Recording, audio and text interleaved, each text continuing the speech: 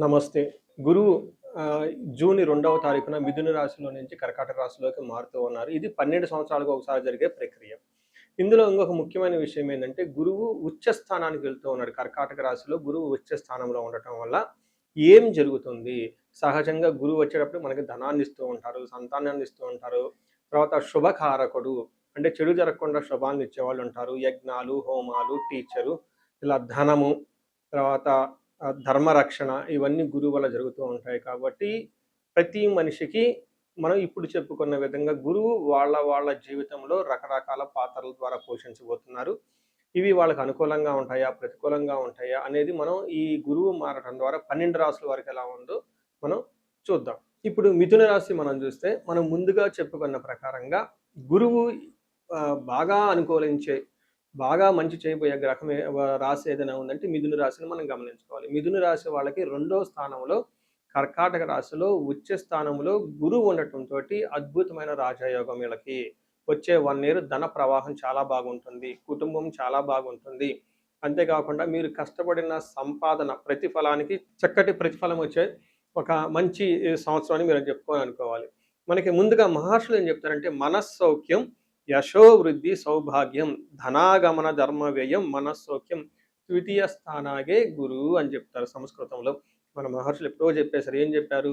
ఈ కర్కాటక రాశి, మిథున రాశి వాళ్ళందరికీ 2వ స్థానంలో గురువు ఉండటం వల్ల మనస్సౌఖ్యం, మనసంతా చాలా కంఫర్టబుల్గా, లగ్జరీగా ఉంటారు. అంతేకాకుండా యశో వృద్ధి, మీకు కీర్తి ప్రతిష్టలు చాలా బాగుంటాయి. సౌభాగ్యం అంటే మీకు లక్ యాక్టివేట్ అవుతుంది. ఏదైనా పని కనుక చేస్తే ఆటంకాలు అనేది ఉండదు. హెల్త్ చాలా స్ట్రాంగ్గా ఉంటుంది. మీకు లక్ అనేది అంటే పూర్వజన్మ సుకృతం మీకు బాగా కలిసి వస్తుందని గమనించుకోవాలి. అంతేకాకుండా ధనాగమన, మీకు ధన ప్రవాహం చాలా ఇంప్రూవ్ అవుతుంది. ఇప్పటిదాకా ఎవరైనా కనుక ధనానికి ఇబ్బంది పడిపోతూ ఉంటే, సరైన ఆదాయ వనరులు లేకుండా ప్రాబ్లమ్స్లో ఉంటే, ఈ టైంలో మీకు చక్కటి ఆదాయ వనరులు వచ్చేసి ఇంటి నిండా ధనం, ఓకే, ఎక్కడ పెట్టినా మీకు ధనం ఉండే అవకాశం ఉంటుంది. అలానే మీకు ధర్మ వ్యయం, వచ్చిన ధనాన్ని మంచి సత్కర్మలకి మీరు ఖర్చులు చేస్తూ ఉంటారు. అంటే ఆలయాలు నిర్మించడానికి కానివ్వండి, పెళ్ళిళ్ళు చేయడానికి కానివ్వండి, శుభకార్యాలు కానివ్వండి, అలానే మీరు ఎడిక్షన్స్ ఇట్లాంటి వాటికి చాలా దూరంగా ఉండేసి చక్కగా మంచి మంచి పనులు చేస్తూ ఉంటారు. మనసంతా సౌఖ్యంగా ఉంటుంది. ఇది మనకి 2వ స్థానంలో గురువు ఉండటం వల్ల మిథున రాశి వాళ్ళకి కలిగే ఒక మంచి ఫలితాలను మనం చెప్పుకోవచ్చు. ఆనందం, కీర్తి, సౌభాగ్యం, ధనదాయం, ధర్మకార్యాలు ఇవన్నీ మనం చెప్తుంటారు. వీటితో పాటు దీర్ఘాయువు, ఎవరికైనా హెల్త్ కాంప్లికేషన్స్గా ఉంటే వీళ్ళకి, ఈ మిథున రాశి వాళ్ళకి ఆయుష్ పెరిగే అవకాశం ఎక్కువగా ఉంటుందని చెప్పుకోవాలి. అలానే ఒక్క విషయంలో కొంచెం జాగ్రత్తగా ఉండాలి. కొంచెం ఓవర్ కాన్ఫిడెన్స్తో జాబ్లో మాత్రం ఉండొద్దు. చాలా హంబుల్గా, సింపుల్గా జాబ్ మ్యాటర్స్లో ఉండటం మీరు అలవాటు చేసుకోవటం చాలా చాలా ఇంపార్టెంట్.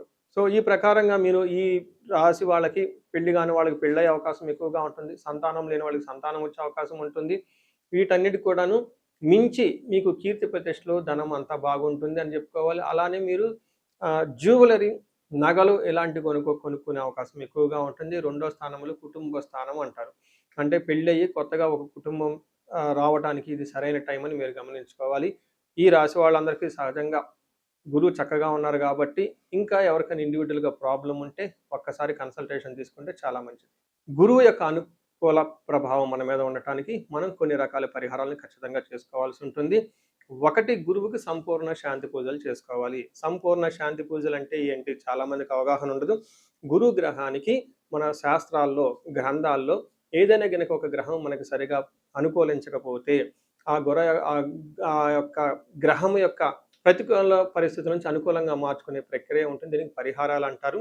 మనకి శాస్త్రాలు ఏ విధంగా చెప్పారంటే, గురువుకి జప సంఖ్య 16,000 సార్లు చేయాల్సి ఉంటుంది.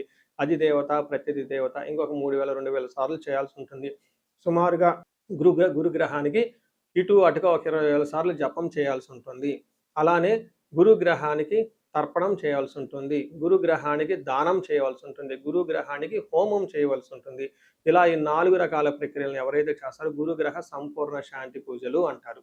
అయితే ఇండివిజువల్గా వాళ్ళు చేసుకోవటం కష్టం కాబట్టి సద్బ్రాహ్మణుల్ని, దేవాలయాల్లో ఉన్న పండితుల్ని, లేకుంటే గురువు యొక్క మంత్రాన్ని తీసుకొని వాళ్ళు కొన్ని లక్షల సార్లు, వేల సార్లు ఉపాసన చేసి చక్కగా సాధన చేసిన వాళ్ళ దగ్గరికి వెళితే ఆ మంత్రం వాళ్ళ ద్వారా సిద్ధించి గురువు యొక్క అనుకూలం మీకు అనుకూలంగా ఉంటుంది. ఇది కాకుండా గురువుకి సంబంధించిన దేవాలయాలు అంటే మేధా దక్షిణామూర్తి కానివ్వండి, లేదంటే హయగ్రీవ సంబంధించిన దేవాలయాలు చక్కగా విజిట్ చేయటం చాలా మంచిది. ఇంకా ముఖ్యంగా గురు గ్రహం యొక్క శాంతికి మీరు ఆశ్రమాలు చక్కగా విజిట్ చేయొచ్చు. భగవద్గీత, పురాణాలు, వేదాలు, వేదాంతాలు ఇలా యాన్షియంట్ స్క్రిప్చర్స్ పురాతనమైన గ్రంథాలను తెలుసుకొని అర్థం చేసుకుంటే చాలా బాగుంటుంది. గురుగ్రహ శాంతి గురించి ఇంకొకటి ముఖ్యమైనదంటే మీకు చదువు చెప్పిన గురువుల్ని వాళ్ళ దగ్గర ఆశీర్వాదం తీసుకోవడం చాలా ఇంపార్టెంట్.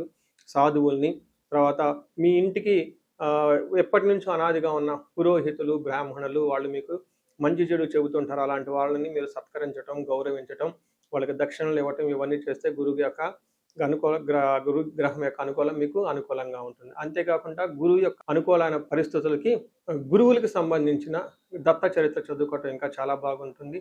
ఇంకా మీరు ఆశ్రమాలలో కనుక కొన్ని రోజులు కనుక టైం స్పెండ్ చేయగలిగితే అక్కడ యోగా చేయటం, మెడిటేషన్ చేయటం ఇవన్నీ చేస్తూ ఉంటే గురు గ్రహం యొక్క బలం పెరిగి ఇప్పటిదాకా మనం చెప్పుకున్న పరిస్థితుల్ని చక్కగా ఇంకా మంచి అద్భుతమైన రిజల్ట్ వచ్చే అవకాశం ఉంటుంది. ఇన్ కేసు ప్రతికూలమైన పరిస్థితులు ఉన్నా కానీ ఆ ప్రతికూలమైన పరిస్థితులను అధిగమించి చక్కగా లైఫ్ అంతా ముందుకెళ్ళడానికి అంత అవకాశం ఉంటుంది. ఈ సంవత్సరం ఈ గురువు యొక్క కర్కాటక రాశిలో ఉన్నంత వరకు 12 రాశుల వారికి చక్కగా అష్టైశ్వర్యాలు కలగాలని, భోగభాగ్యాలు కలగాలని చెప్పేసి చక్కగా ఉండాలని చెప్పేసి నేను కోరుకుంటున్నాను. నమస్తే.